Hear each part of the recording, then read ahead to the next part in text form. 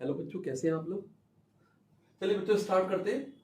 जैसे हमारा 11th physics chapter 2 unit and measurement में आज तीसरा लेक्चर है।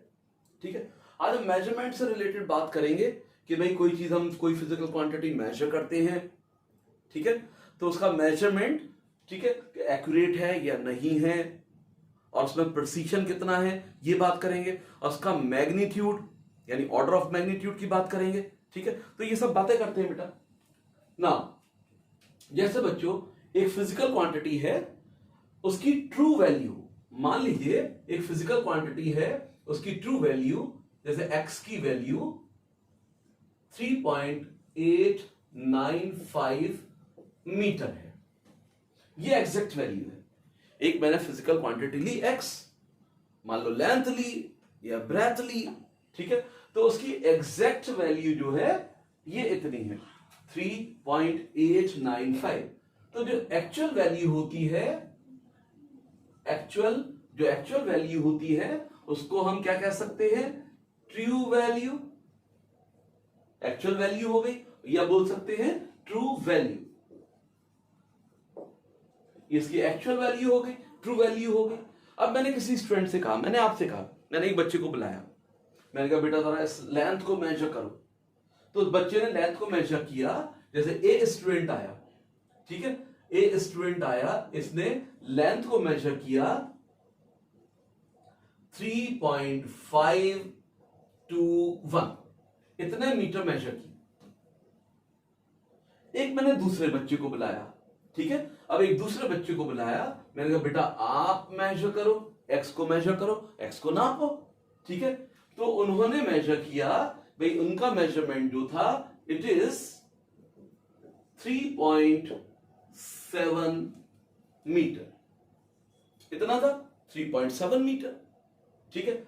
अब यहां बात करते हैं बच्चों, दो टर्म देखते हैं, एक तो एक्यूरेसी, एक्यूरेसी, ठीक है, और एक बात करते हैं precision.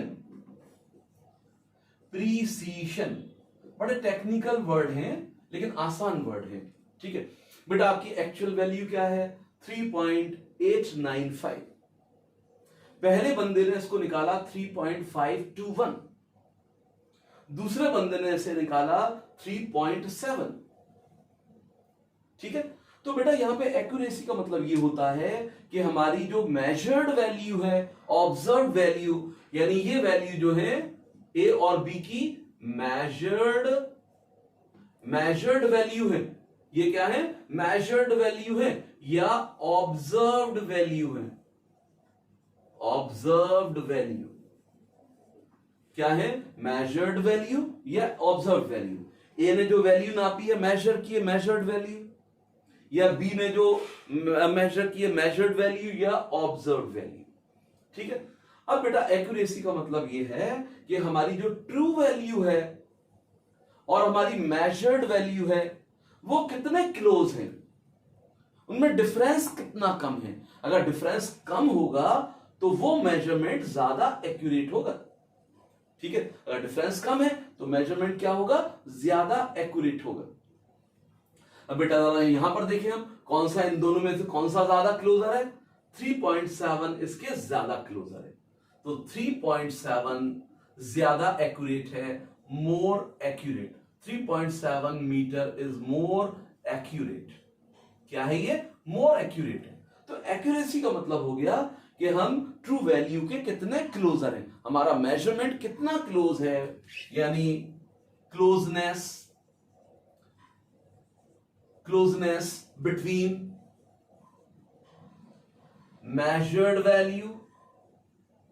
measured value and actual value, actual or true value।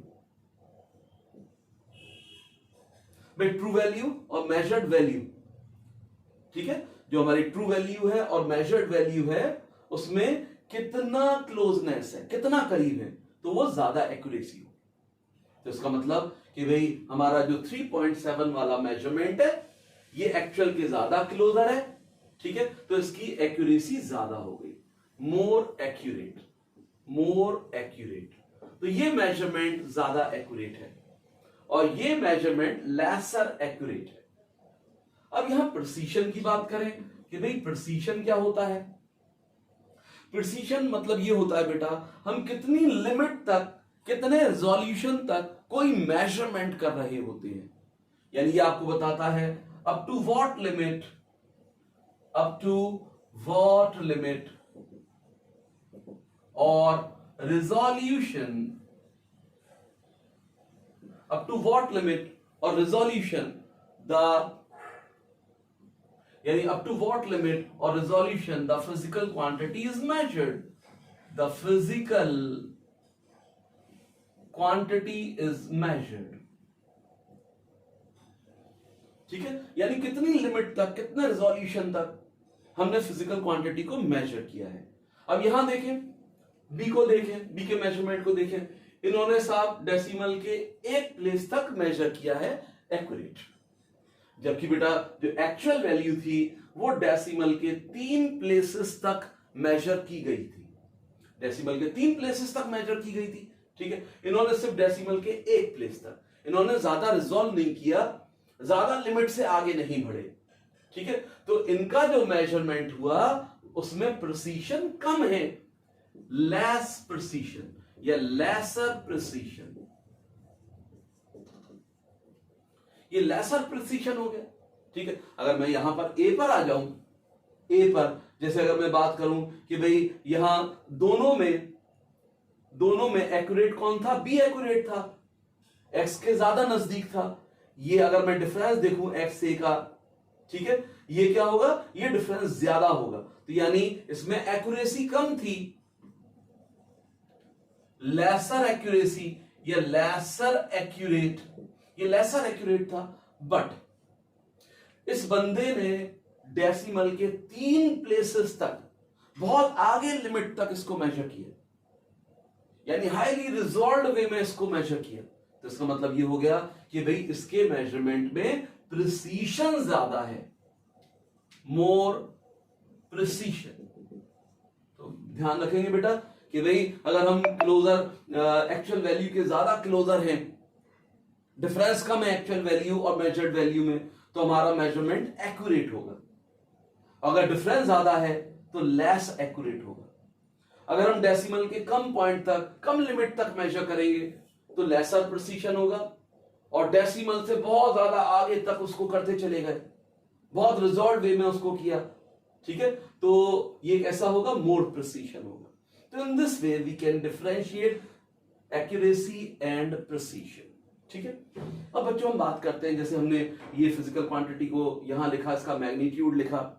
मैं फिर से एक बार बता दूं, मैग्नीट्यूड मींस, जो मैग्नीट्यूड होता है, पहले भी मैं बता चुका हूं पिछले लेक्चरों में, जो मैग्नीट्यूड होता है, ठीक है, ये this part is called numerical value, it is called numerical value, numbers, numerical value, and this part standard unit या सिंपली यूनिट। तो numerical value plus unit is magnitude. तो ये इंप्रेशन नहीं रहना चाहिए दिमाग में कि भाई magnitude means numerical value only, numerical value plus unit, ये क्या कहलाता है, मैग्नीट्यूड कहलाएगा।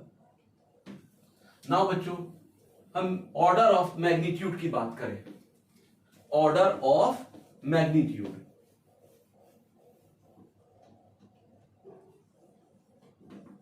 Order of magnitude, order of magnitude. ठीक है, अब जैसे मुझे कोई ये नंबर जैसे लिखना पड़ रहा है 0.0000000058, इतने मीटर लिखना पड़ रहा है, तो भाई अगर मैं बार बार लिखूंगा तो यहां तो खोपड़ी घूम जाएगी एकदम, कि बार बार लिखने में कोई जीरो इधर से उधर हो गया तो मेजरमेंट गड़बड़ा जाएगा। या मुझे लिखना पड़ रहा है बच्चों कोई बहुत बड़ी वैल्यू लिखना पड़ रही है 28900000000 मीटर, ये लिखना पड़ रहा है, बार बार लिखना पड़े तो यहां पर भी एकदम खोपड़ी घूम जाएगी, या कोई जीरो ड्रॉप हो गया तो मामला गड़बड़ हो जाएगा, मेजरमेंट चेंज हो जाएगा, गलत हो जाएगा। तो ऐसे केस में ऑर्डर ऑफ मैग्नीट्यूड बहुत इंपॉर्टेंट होता है। जब या तो वैल्यू बहुत बहुत छोटी हो या बहुत बहुत बड़ी हो, तो वहां उसका ऑर्डर ऑफ मैग्नीट्यूड देखा जाता है बच्चों। तो ऑर्डर ऑफ मैग्नीट्यूड किस तरीके से देखते हैं, समझते हैं इस बात को। ऑर्डर ऑफ मैग्नीट्यूड बेसिकली ये मतलब है कि भाई कोई फिजिकल क्वांटिटी का जो मैग्नीट्यूड है, मेजर्ड वैल्यू का जो मैग्नीट्यूड है, ठीक है, उसे हम नियरेस्ट, ठीक है, बिल्कुल नियर बाय 10 की पावर में एक्सप्रेस करें, यानी उसको हम लगभग ऑलमोस्ट 10 की पावर में एक्सप्रेस कर दें। जो 10 की पावर आती है वो बेसिकली क्या होगा, ऑर्डर ऑफ मैग्नीट्यूड होगा। उसको क्या बोलेंगे हम, ऑर्डर ऑफ मैग्नीट्यूड। तो ये नियरेस्ट पावर ऑफ 10, यानी जो मैग्नीट्यूड होता है उसको हम नियरेस्ट पावर 10 में एक्सप्रेस करते हैं, ठीक है। तो देखते हैं, जैसे इसको अगर मैं यहां पर लिखूं कि भाई जैसे मुझे ये लिखना है, इसी नंबर को लिखूं मैं। अब देखो यहां 1 1 2 3 4 5 6 7 8 9 10, भाई 10 तो यहीं पर हो गए, 10 11 यहां पर हो गए। अगर मैं ये डेसिमल रिमूव करूं, यहां से ये डेसिमल हटाऊं, ये डेसिमल हटाऊं बच्चों, तो मुझे यहां पर क्या करना पड़ेगा, कितने जीरो नीचे चिपकाने पड़ेंगे भाई। अगर मैं यहां से बिल्कुल यहां तक लेकर आना चाहता हूं तो 11 जीरो नीचे चिपकाने पड़ेंगे। या मैंने कहा मैं 5.8 तक लिखूंगा तो बच्चों कितने जीरो चिपकाने पड़ेंगे, 10 की पावर 10। ये डेसिमल हटाएंगे तो यहां 1 2 3 4 5 6 7 8 9 10, तो भाई यहां पर डेसिमल कहां पर आ जाएगा, 5, यानी 5.8 पर आ गया और नीचे हो गया 10 की पावर 10। अब इसको मैं ऊपर लिखता हूं, 5.8 इंटू 10 की पावर -10। नाउ अब ऑर्डर ऑफ मैग्नीट्यूड की बात करते हैं कि भाई इतना छोटा नंबर है तो इसमें ऑर्डर ज्यादा इंपॉर्टेंट है। ये 10 के नियरेस्ट पावर में कैसे लिखा जाएगा, तो उसका तरीका बच्चों ये होता है, अगर ये नंबर 5 से ग्रेटर है, अगर ये नंबर 5 से ग्रेटर है तो 10 की पावर में 1 प्लस कर देते हैं। तो 5.8 यानी ग्रेटर देन 5 से ग्रेटर है, तो जो उसकी पावर है यानी 10 की पावर -10 थी, ठीक है, इसमें क्या कर देंगे, 1 प्लस कर देंगे। तो now 10 raised to the power -9 metre will be the order of this magnitude. तो 10 की पावर -9 ऑर्डर ऑफ मैग्नीट्यूड हो गए, ठीक है। इस तरीके से बेटा ये इसको -9 भी इंडिकेट कर देते हैं, लेकिन बेटर ये कि 10 raised to the power -9 almost इस वैल्यू के लगभग बराबर हो गया 10 raised to the power -9। तो मैंने इस मैग्नीट्यूड को बेटा नियरेस्ट 10 की पावर में लिखा, ठीक है। तो ये जो ऑर्डर ऑफ मैग्नीट्यूड होता है, तो इस तरीके से 10 की पावर में मैग्नीट्यूड को हम एक्सप्रेस करते हैं। नाउ इसकी बात करते हैं, अब यहां आते हैं, काउंट करें 1 2 3 4 5 6 7 8 9 10 11 12। अब यहां पे 12, अगर मैं बच्चों यहां पर ये डेसिमल यहां चाहता हूं, मैं चाहता हूं कि भाई डेसिमल यहां पर लग जाए, यहां लग जाए, डेसिमल कहां लग जाए, इस जगह पर डेसिमल लगा दूं, तो मुझे क्या करना पड़ेगा भाई, 1 2 3 4 5 6 7 8 9 10 11, 10 की पावर 11 से डिवाइड करना पड़ेगा। क्या करना पड़ेगा, 10 की पावर 11 से डिवाइड करना पड़ेगा। तो अगर मैं डिवाइड करूंगा तो 10 की पावर 11 से मल्टीप्लाई भी करूंगा। अगर मैं डिवाइड करता हूं तो 10 की पावर 11 से मल्टीप्लाई भी करूंगा। तो डिवाइड करने के बाद बेटा मैंने इसको लिखा, अब डिवाइड कर दिया मैंने तो लिखा 2.89 एंड सो। ये क्या आ गया, 2.89। अब इसको लिखने की जरूरत नहीं है यहां पर, ठीक है। अब 2.89 आ गया, 10 की पावर 11 ये हो गया। अब फिर से देखो कि भाई ये नंबर 5 के बराबर है, 5 से बड़ा है या 5 से छोटा है, ठीक है।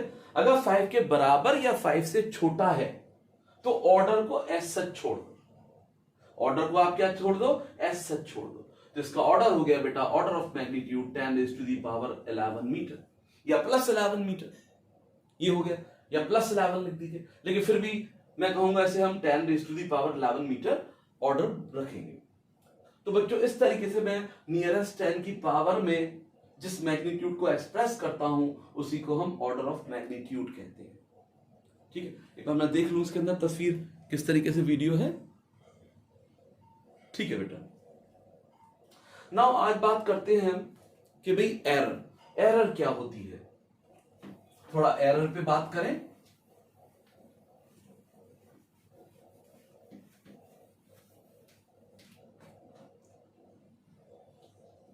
Error, what is error?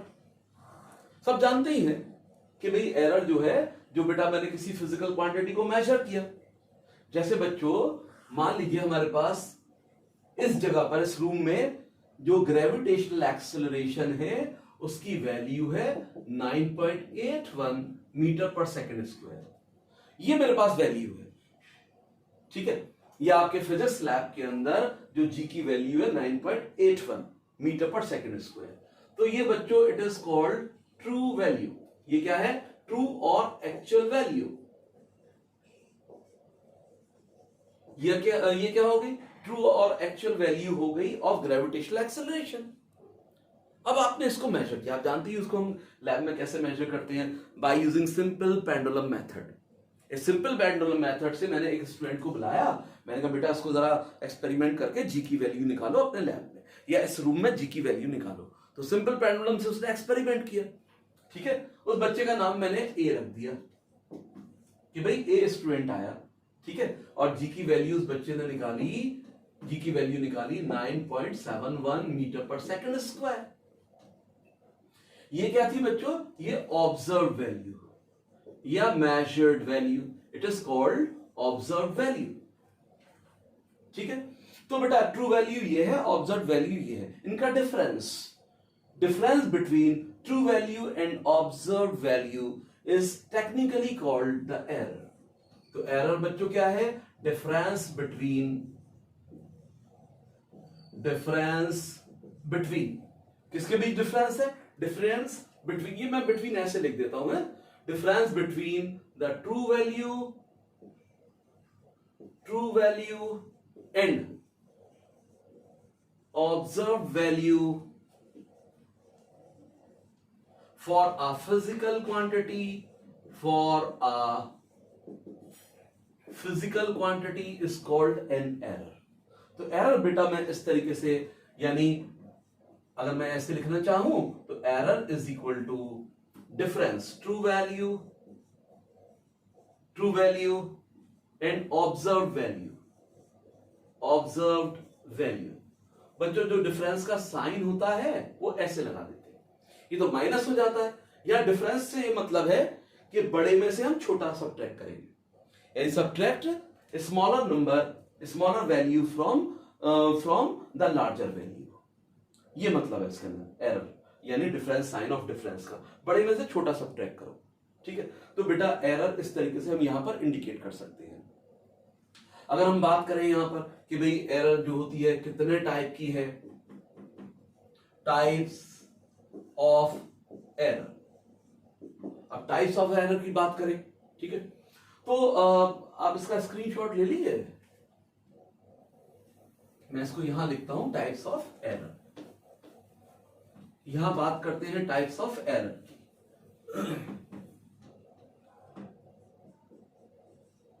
Types of error बेटा, there are two types of error. Number 1 random error and number 2 systematic error। random error and systematic error, ठीक है। तो बिल्कुल समझ लीजिए, बिल्कुल बहुत डिफरेंस बड़ा आसान सा है, ठीक है। अगर हम बुकिश लैंग्वेज में पढ़ेंगे तो हम समझ नहीं पाएंगे रैंडम एरर क्या है, सिस्टमैटिक एरर क्या है, लेकिन बड़ा आसान है इसे समझना। डिफरेंस क्या है उसको समझ लीजिए बेटा। जिस एरर क्या है बच्चों? Difference between actual value and measured value of a physical quantity, it is called an error. इसको हम एरर बोलते हैं, ठीक है। अब यहां पर error is of two types, number 1 random error and number 2 systematic error. बेटा इसको डिफरेंस ऐसे करिए कि अगर एरर का रीजन आपको मालूम है, कॉज मालूम है, ठीक है, वो सिस्टमैटिक हो जाएगा। रीजन क्या हो? रीजन नोन हो, ठीक है। अगर रीजन नोन नहीं है, अननोन है रीजन, तो रैंडम एरर हो जाएगा। रीजन क्या है? अननोन। रीजन नहीं पता है, यहां पर पता ही नहीं है रीजन, है ना। और रीजन क्या है यहां पर? नो। इसको देखो मैं एग्जांपल से डिफरेंशिएट करता हूं। मैंने कहा कि भाई इस रूम के अंदर ग्रेविटेशनल एक्सेलरेशन की value by using simple pendulum निकालिए, तो आप लोगों ने निकाली, ठीक है। अब एक बच्चा मेरे पास, मुझे मालूम था कि भाई एक्चुअल वैल्यू जो है, एक्चुअल वैल्यू थी 9.81 मीटर पर सेकंड स्क्वायर। ये क्या थी बच्चों? एक्चुअल या ट्रू वैल्यू? ये ट्रू वैल्यू थी। मैंने एक बच्चे को बुलाया, ए को, मैंने कहा बेटा इसको करो, तो ए बच्चे ने इसकी वैल्यू निकाली 9.78 मीटर पर सेकंड स्क्वायर। मैंने बी बच्चे को बुलाया, मैंने कहा बी बेटा तुम भी करो, तो जी ने उसको निकाला 10 मीटर पर सेकंड स्क्वायर। जी ने ये निकाला। अब मैंने इन दोनों को बुलाया, मैंने पहले ए से पूछा, मैंने कहा बेटा आना तो ये चाहिए था, 9.81 is a true value for G in this lab or in this room, and your measurement is 9.78 meter per second square. Why there is a difference? Why there is an error?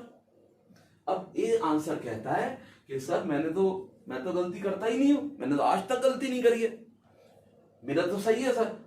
यहां आपकी value देखिए, मेरा तो बिल्कुल सही है, मैंने कहीं गलती नहीं की है, ठीक है। भाई वाकई उसने गलती नहीं की है, बिल्कुल कॉन्फिडेंटली कह रहा है, और वो कभी गलती करता ही नहीं है, ऐसा बंदा है ए। और लेकिन अब एरर तो है, हकीकत क्या है बच्चों? There is a error. तो अब उसको, लेकिन बच्चे को वाकई बच्चा सही कह रहा है, उसको रीजन नहीं मालूम है। जब रीजन नहीं मालूम है तो उसने कोई ना कोई रैंडम एरर की है। इन्हें क्या की है? रैंडम एरर की है। इसने कहीं ना कहीं रैंडम एरर हो गई है, ठीक है, जो उसको पता ही नहीं है। अब बी से मैंने कहा, अब बी पर आया मैंने कहा बेटा ट्रू वैल्यू तो ये है 9.81 और आपकी आ रही है 10 मीटर पर सेकंड स्क्वायर, डिफरेंस क्यों? एरर क्यों? तो बी ने आंसर दिया कि सर मैं चश्मा यूज करता हूं, स्पेक्स यूज करता हूं, आज स्पेक्स नहीं थे।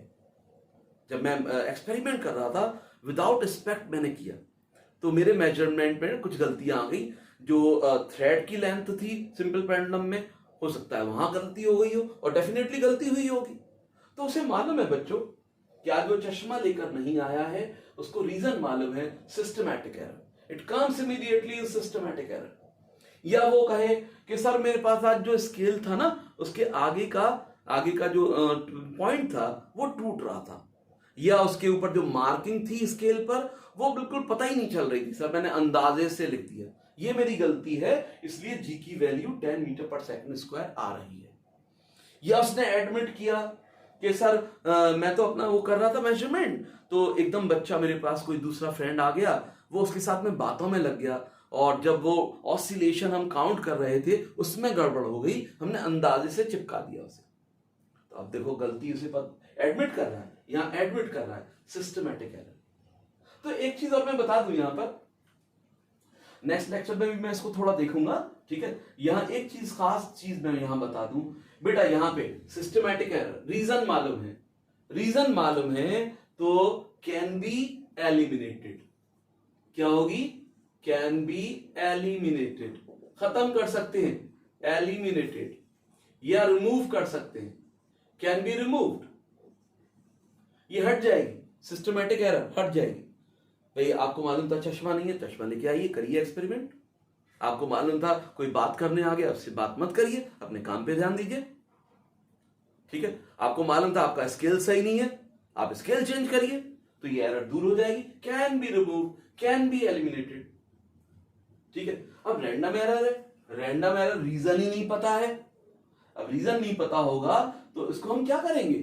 Can not be removed, can not be removed, ये रिमूव नहीं हो पाएगी। बट ये रिमूव तो नहीं हो पाएगी, लेकिन ये can be minimised by number of large repetition of the experiment. मैं कहूंगा कि इस बच्चे से, ए बच्चे से, बेटा रैंडम एरर हुई है, आपकी एरर खत्म हो जाएगी, आप ये एक्सपेरिमेंट्स 100 टाइम्स रिपीट करिए। 100 टाइम रिपीट करेगा, हो सकता है जो गलती हो रही हो अननोइंगली वो रेटिफाई हो जाए, मॉडिफाई हो जाए, सही हो जाए, और हमारा रिजल्ट एक्यूरेट हो जाए। तो चलो बच्चों आज यहीं तक बात रखते हैं, फिर नेक्स्ट लेक्चर में देखेंगे।